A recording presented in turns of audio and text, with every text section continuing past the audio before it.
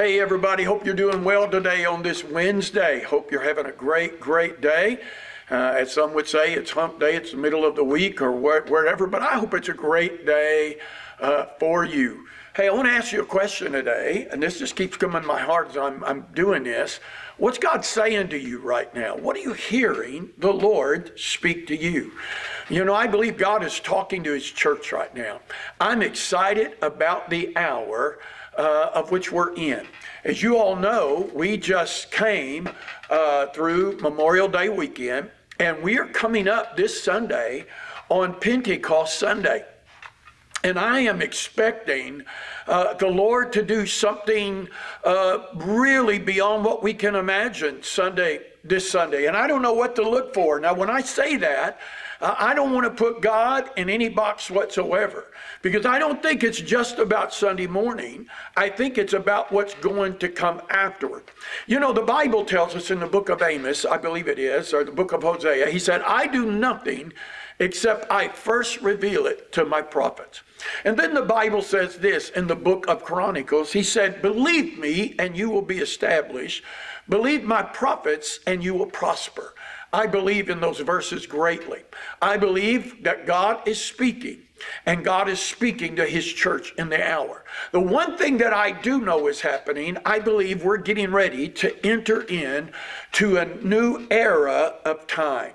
And in this era of time is when God is going to do something in a unique way. An era would really speak of a specific measure of time and would speak of what goes on, the activities that will go on in that era as well.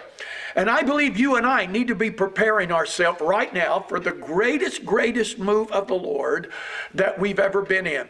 I know God has been speaking to me a lot. You've been following me, and many of you have been speaking to me about covenant. I'm preaching that to you just about every service, every which way I can, to get us to realize that we are covenant people and that God is going to fulfill His covenant. He is bound to us no matter what circumstances are like in the earth, no matter what the enemy is telling us, no matter even what I may feel in my emotions and my flesh, man, God has bound Himself to His word, and He has bound Himself to that covenant with us.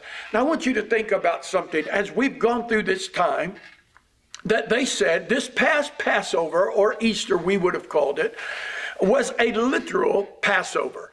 It was the first time since the original Passover that Israel was, in a sense, in quarantine during Passover. So if that's the case, and all the prophets have declared that this has been a literal Passover, so that makes it the second Passover in a sense.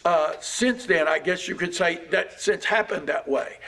So we have to realize that we are getting ready. The prophets are declaring that we're coming up on a literal Pentecost, where God is going to pour out His Spirit in a special way.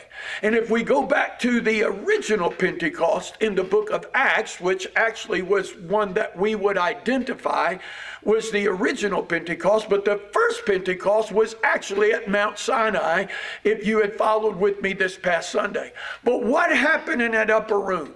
God told His people, He said, I want you to tarry in Jerusalem until you're endued with power from on high.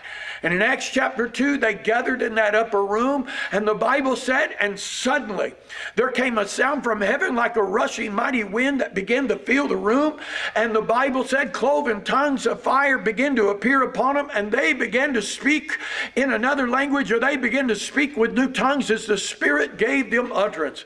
And the Bible said there were devout Jews from all over the land had gathered in, and they all heard the noise. And all of a sudden, this 120 steps out of the upper room, steps out into the streets, and now with new courage and new boldness, Peter stands up and he says, this is that which is spoken by the prophets of old. And now all of a sudden the church takes on a new form. The church is actually birthed, and life begins to move in a new way. A new order has been set up in the land. I'm here to tell you, church, get ready, get ready, get ready, as one brother would say it, because God is up to something great. Are you listening? Are you hearing what God is saying in this hour?